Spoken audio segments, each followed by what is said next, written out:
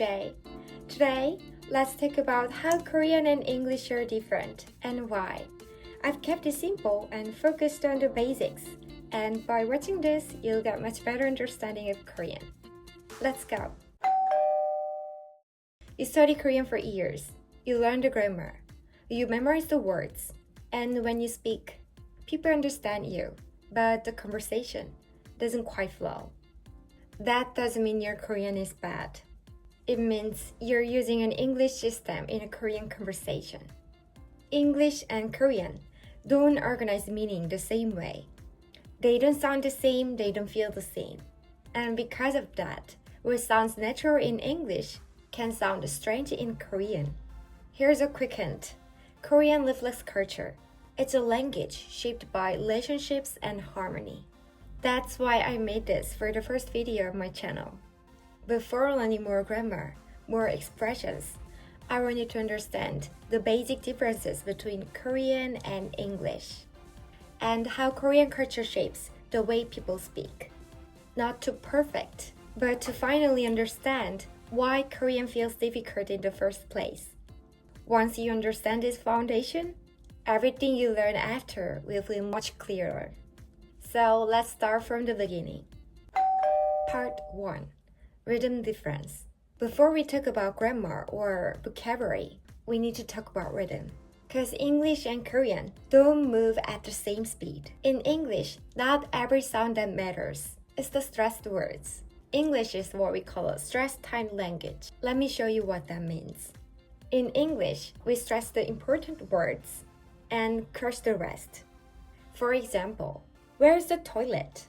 Where is the toilet? The sentence sounds natural, even though some sounds almost disappear. That's English rhythm. Meaning comes from stress, not from every syllable.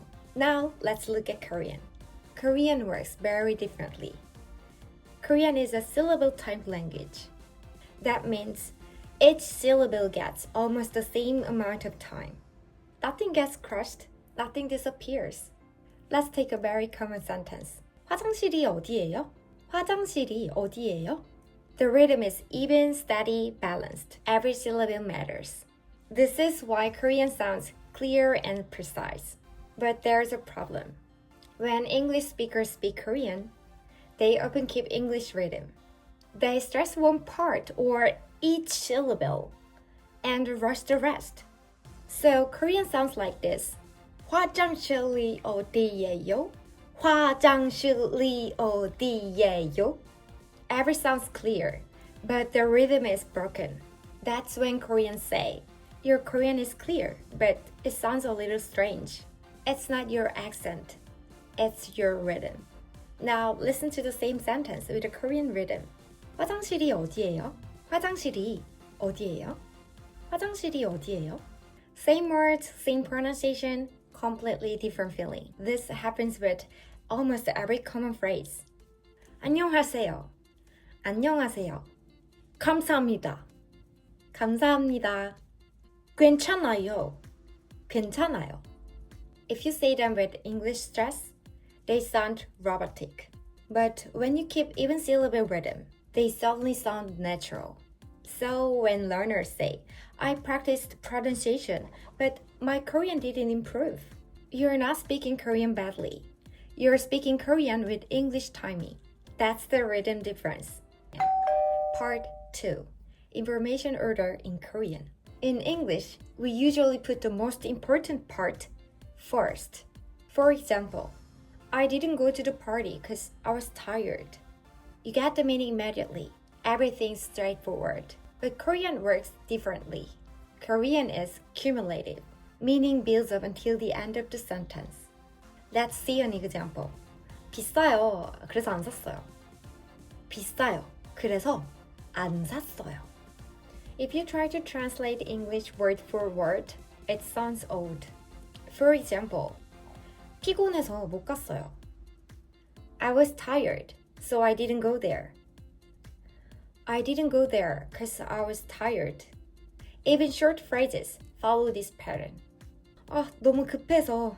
화장실이 어디예요? Too urgent. Where's the toilet? This is why learners sometimes feel I understand every word, but the sentence still feels strange. In Korean, you often hear the important information at the end. So the key is, don't rush to translate English structure. Let the Korean order guide your speech. Once you get this, listening and speaking will feel much more natural. Part 3. Subject omission and silence. In English, we usually always say the subject. I went to the store. The subject I is required. But in Korean, the subject can often be omitted. Did you do that? 그거 했어요. I did it. 제가 했어요. Did it. 했어요. Notice the difference? Both are correct, but the second one sounds more natural in casual conversation. Now, let's talk about silence. In English, silence is often uncomfortable. You might feel the need to feel it. In Korean, silence carries meaning. For example, after the question, 다녀왔어요? A Korean listener might nod or say, Even though nothing's said, the message is understood. This is why Korean conversation can feel slower to English speakers. The key points: the subject omission is normal. Silence is meaningful.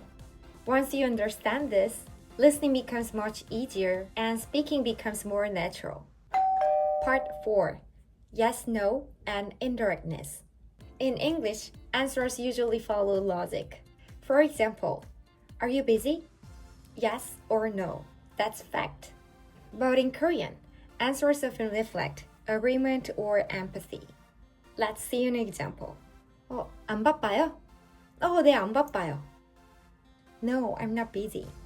아니요, 바빠요. Yes, I'm busy. It can be confusing. Also, Koreans often speak indirectly. In English, we usually say our feelings directly. Direct English style, you're wrong. Korean style, 제 생각은 좀 다른데요. See the difference? English is straight, fact-focused. Korean is relational, polite, indirect. Even short exchanges show this pattern. For example, I'm upset.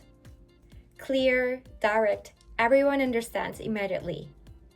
In Korean, 화났어요. 좀 서운했어요. Indirect speech softens the impact, keeps harmony. Focus on relationship, not just logic. Once learners understand this, misunderstandings decrease dramatically. Part 5. Emotion and relationship. Also, Korean uses relationship markers in language. For example, eating expressions. 먹어. 먹어요. 드세요. Every word choice carries information about the speaker, the learner, and the relationship. Korean isn't harder because of grammar. It isn't harder because of vocabulary. It's different because it reflects culture. It's different because it's relationship focused. It's different because Koreans pay attention to each other and adjust what they say to fit the social context. That's why Korean often speak indirectly, why they hatch their opinions, and why the same words can feel so nuanced. Think about it. Korean culture values harmony. Koreans pay attention to how others perceive them. That's why even small details like appearance, clothing, or manners matter. You realize Korean is not just the words, it's relationship action. It's why learning Korean is not just about vocabulary or grammar. It's about understanding how people think and relate. Once you understand this, everything you learn after about Korean, expressions, vocabulary, grammar, will make much more sense. Stop translating English into Korean. Start understanding how Korean works. If you ever had difficulties learning Korean, or if there are topics you'd like me to cover in future videos, feel free to leave the comment. If you found today's video helpful, please like and subscribe. I'll keep sharing more fun stories about Korean language and culture. Bye for now. 안녕!